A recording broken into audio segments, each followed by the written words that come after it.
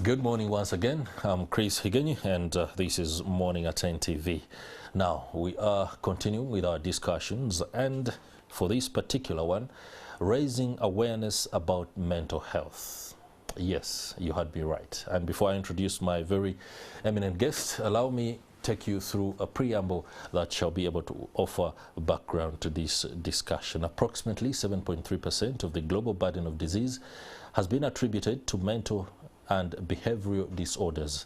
Most of this burden is related to unipolar depressive disorders and other mental health conditions, including anxiety, psychosis, and substance abuse. Currently, approximately 450 million people suffer from such conditions across the globe, and it is projected that 1 in 4 individuals in the world will be affected by these mental health conditions at some point in their lives. The conditions are the leading causes of ill health and disability worldwide. Coming to Uganda, the country is ranked among the top 6 countries in the world in terms of rates of depressive disorders. 4.6% I must say, while 2.9% live with anxiety disorders. The reading of such statistics alone causes you to pause. But here to help us understand these issues, what you can do to be better, is psychologist Dr. Lanre Olusola. He's going to walk us through this. You're most welcome to the program, Dr. Olusola. Thank you very much. Did I get that pronunciation right? Yes, you did. You're from Nigeria? Yeah, from Nigeria. How are you today? I am good. Fantastic. You know, when we ask that question, right, people think it's a greeting. When we ask that question, how are you? People think it's a greeting like, hi, hello, and so they just respond. But we're supposed to pause and reflect and tune in into how we're feeling. And actually respond by virtue of that. It's actually a question that requires that you make sure that you are present in the moment, and then you tune in and you check in within your soul. So actually check really how are you. So now I ask you again, Chris, how are you? I'm not fine. I'm not fine because I'm having to reflect on a lot of things. Some I must pause and shelve them for another day so that I focus on what is the moment. For example, I have to ensure that we effectively broadcast for the next 2.5 hours. So that means whatever could be eating away at me is paused. So that means that you have the ability to regulate your emotions, you have the ability to regulate your thoughts, you have the ability to refocus yourself. And so for someone that is suffering from depression, they're unable to. So they have this automatic, intense, negative feelings and thoughts that consume them. And it affects their state of being. They're unable to function normally like you and I. And you're saying to them, get out of it. You're saying to them, get out of it. Snap out of it. Snap out of it. Because, you know, we operate in a state of unconscious competence. Unconscious competence. Unconscious competence, that is, we do a lot of things automatically. And so we assume that everybody can do everything exactly automatically. But this is how it works, right? Your thoughts, and which are 60,000 a day. You think 60,000 thoughts a day. Wait a minute. Yeah, 60,000 thoughts a day. That's right. Wow. And the average person, right, thinks 70% of their thoughts are negative, limiting, disempowering, but they are able to get out of those negative thoughts and refocus themselves. But the person that is depressed stays in that state of thought. And your thoughts influence your beliefs. That is right. And your beliefs influence your emotions. And your emotions influence your decisions. Your decisions influence your actions. And your actions influence your productivity or your lack of productivity or your quality of life. So that person that is constantly focused and thinking those negative, limiting, intense feelings and beliefs and thoughts is unable to change their state. And that is when you say that someone is depressed. Now, when that person is depressed, it's not that he's feeling low. It's not that he's feeling the blues. It's not that he's unhappy. You have to have that intense state. You are smack bang in that intense state for about 30 days. 30 days? Yes. And then you don't want to get out of bed. In fact, you can't get out of bed. You don't want to eat? You don't want to eat. You don't want to take a bath. You look unkempt. You don't want to take your calls, the things that used to be, you used to be passionate about, the things that you had an interest in. You're no longer interested in them. You know, you don't want to hang out with people. You don't want to socialize. A lot of those things, right? When you have those intense symptoms consistently for 30 days, you're unable to bring yourself out of it. You're unable to function normally. Okay. Then what I see, you say you're depressed. Are very many thin lines in what you're saying. For example, you don't want to socialize, you don't want to hang out. We've met people who have decided that they should limit the amount of time they spend out and hanging out with people. Now, when you meet a psychologist and you speak about the fact that that could be some of the signs that you are depressed, symptoms, you begin to look at those who have told you once in a while that they do not want to hang out, they want to stay alone, and you're questioning, was I supposed to pay attention when that person told me that? Now you get it. And especially when that feeling is consistent for 30 days. They feel a sense of sadness. They feel a sense of emptiness. They feel a sense of hopelessness. They are unable to pick themselves up and go. Intense anxiety, worry, low self-esteem, low energy. They constantly complain of headache, body pain. They go to the hospital or they check themselves. There's nothing wrong with them. They have eating disorders. They oversleep or they don't sleep. They overeat or they don't eat. Or they don't eat. They feel lonely even when they're around people. And so they must have had these symptoms consistently for 30 days. For 30 days. As in back to back, not that, oh, you feel it today, then next 2 weeks, for the next 2 weeks you don't feel it. It is that consistent feeling. And you know, the World Health Organization, the chief superintendent of health across the world has declared that depression is now the world's second deadliest disease and killer. And by 2030, depression will be the world's #1 killer. Wow. That is, now let me get us to understand the implication of that. An emotion will be the world's #1 killer. An emotion will be the world's #1 killer in the next 7 years. As we speak now, it is the world's #2 killer. And that is why it is very, very important for us to attain emotional intelligence and emotional resilience and emotional stability. Allow me depart from aspects that will no doubt require a lot of smarts to understand and come to what is a misconception within the African setting, mental health and illness. I would be remiss if I do not say it as it is. In Africa or in many communities, mental health cannot be differentiated from madness.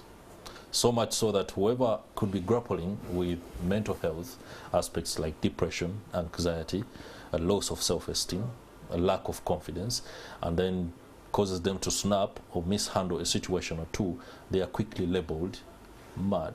And that alone is stigmatizing. Yeah. As a psychologist, I'm sure there are inroads being made in ensuring that there is a de-association of madness as mental health concern as seen within Africa. How are you doing it? And if somebody out there is watching and they have perhaps been the perpetrators of this stigma, what should they do next? You know, you're very right. In Africa, we're very religious. In Africa, we're very cultural, we're very traditional. Yeah. And because of the fact that mental health or depression, right, is intangible, it's not a physical illness that you feel, right? A lot of people allocate it to the spiritual. And so when they see someone that has a mental health issue, they say the person is gone mad and spirits took over the person. And so they take the person to church, they pray for the person, they adopt traditional means to try and cure the person or release that spirit and deliver that person of that spirit.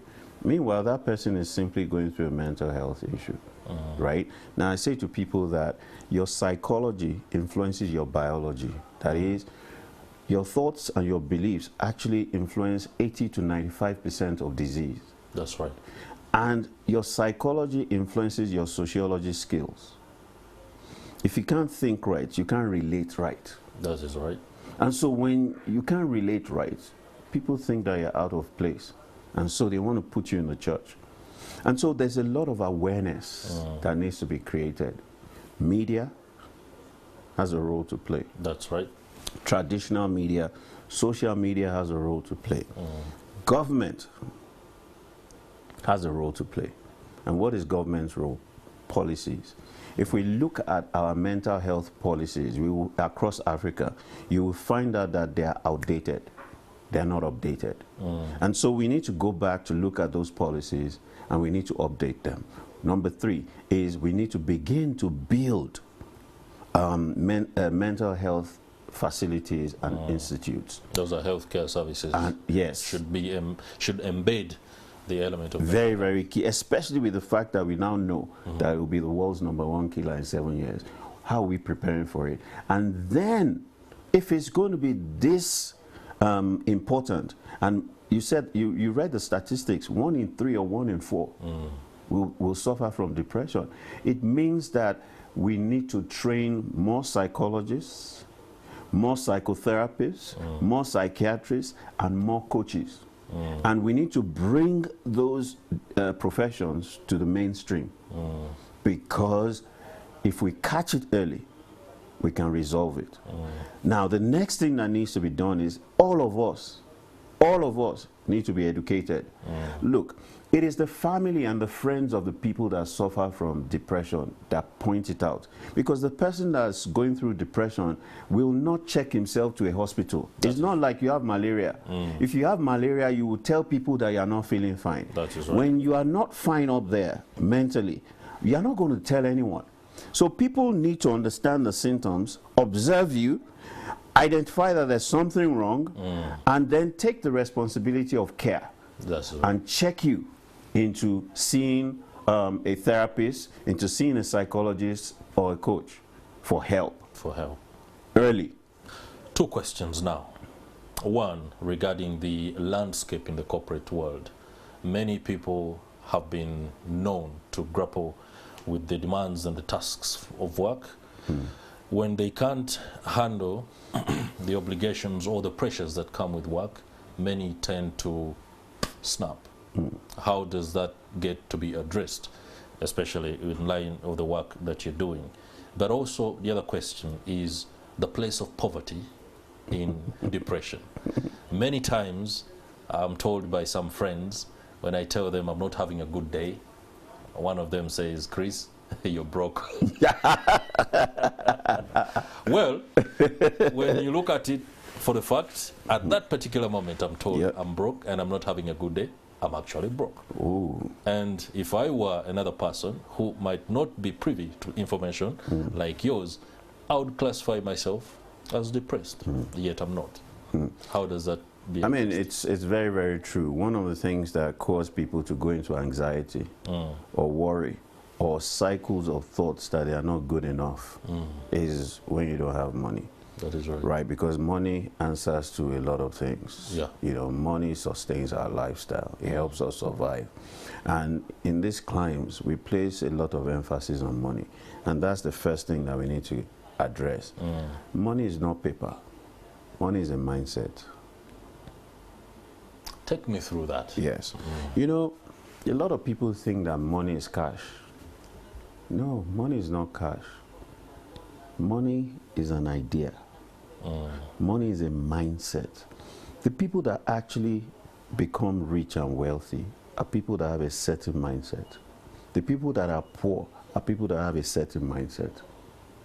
Now, how do you make money? You solve problems. That's it. You solve problems. People's problems. Yes, you have to around you. Yeah, you have to identify the problems that you are called to solve, that you are passionate about solving, that you are skilled and trained to solve. You have to identify the people that have the problem, how they are presenting the problem, and then you take time to reflect, to create a solution to their problems through services and products. Now, the more problems you solve, the more money you make, the more value you create, the more value you create, the more value you attract. The more value you attract, the more money you make. So money is really not cash. Money is solution. Money is value. Is there a transitory moment between ability to solve problems and the conceptualization of your energy to go at it? Because when you say it's an idea, yes, I understand the basics of solving a problem. You will do this, and then somebody comes to you and gives you this money. But coming up with a product and the service requires, well, money. Not really. Not really. It really doesn't. You know, if you've identified someone that has the problem, you've positioned yourself, you've tooled yourself, you've skilled yourself, you've trained yourself, right? You've practiced that solution, right? You can start small. All right. Let's not go into money and finances, because it will be draining us from the main issue, which is mental health. The other question I asked you was the landscape, especially among corporates, the ability to handle anxiety. There is so much that is happening. Of course, money is an issue. People are saying, I'm not paid well for the job that I do. I need a lot more money. When you give them the money they want, they still say they can't do the job. So the anxiety levels are very enormous, high, especially in Africa, where the pressure to succeed is increasingly up there. We now live in what I call a VUCAD world. A what? VUCAD. V-U-C-A-D. Okay. A volatile world, an unpredictable world, a complex world, an ambiguous world, and a disrupted world. Wow. And COVID did a good number on all of us. So we all sat at home. We all were dissociated from each other, right? The world of work has changed. Everything has gone digital, right? Now, in the world of work, everything has changed. People's state of mind has changed. Anxiety has shot up. Worry has shot up. And that is why being emotionally intelligent is a critical skill that must be taught to employees and employers, right? We must develop emotional intelligence. And developing emotional intelligence is about sitting your staff down in a 3, 4, 5-day retreat to help them develop emotional resilience.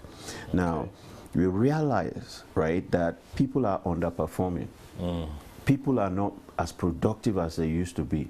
People are now languishing. There is now a new category of mental health issue that the WHO calls languishing.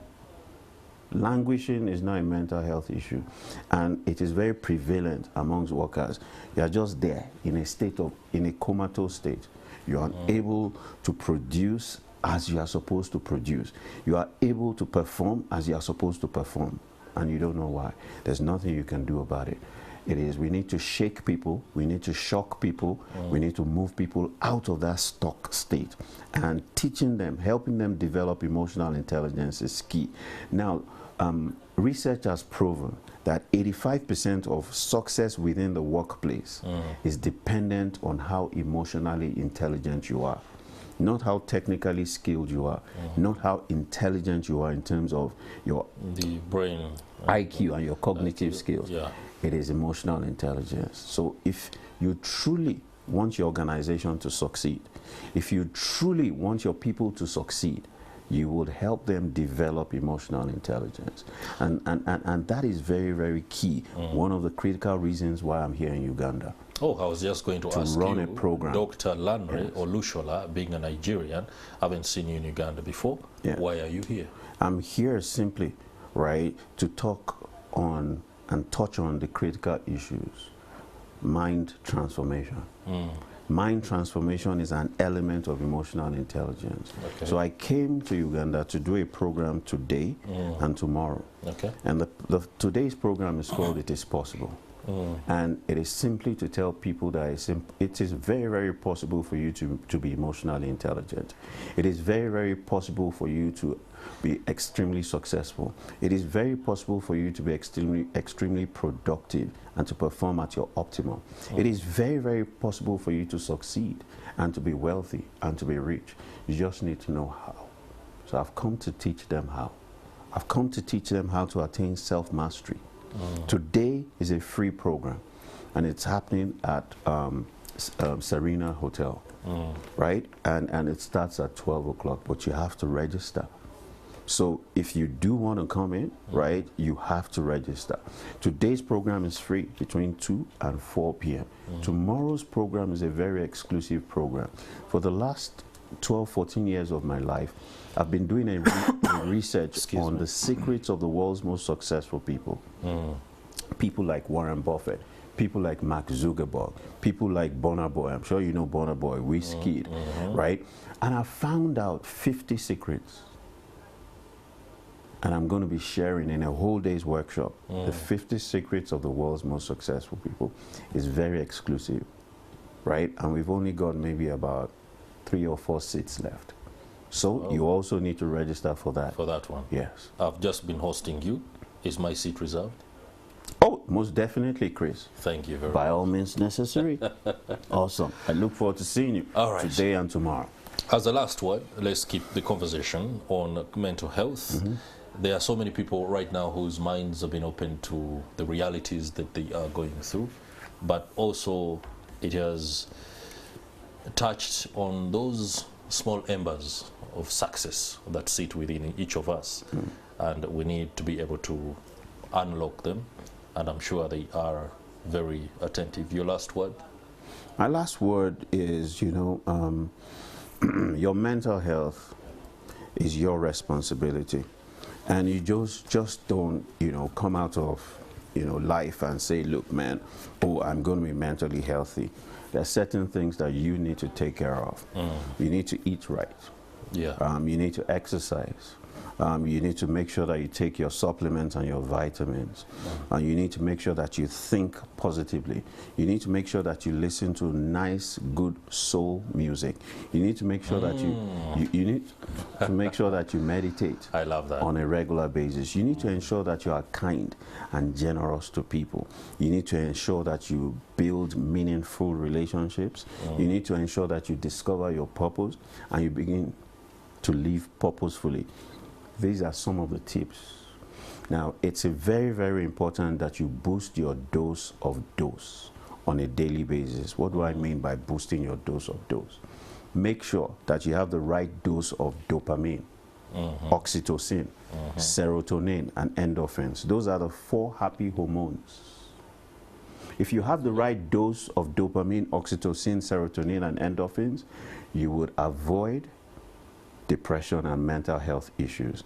Now, those things that I've told you to do are some of the ways that you avoid depression. Exercise every day. Make sure you eat right.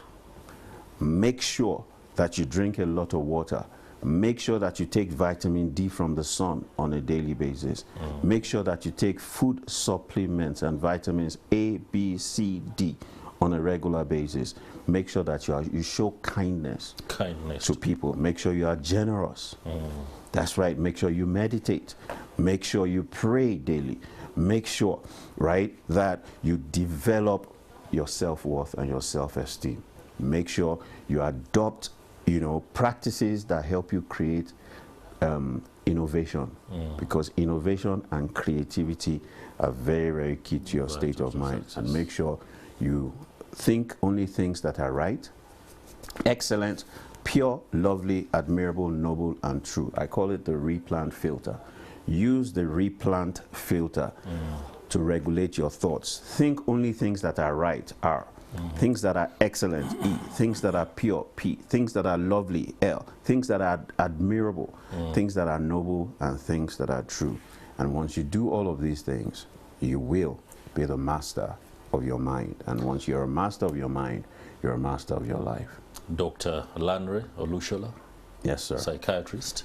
And here in Uganda for 2 days. Many thanks for sharing your perspective and insights, especially on how we can be able to deal with the challenges of mental health, but most importantly, how to achieve our full potential. That will do it for this discussion.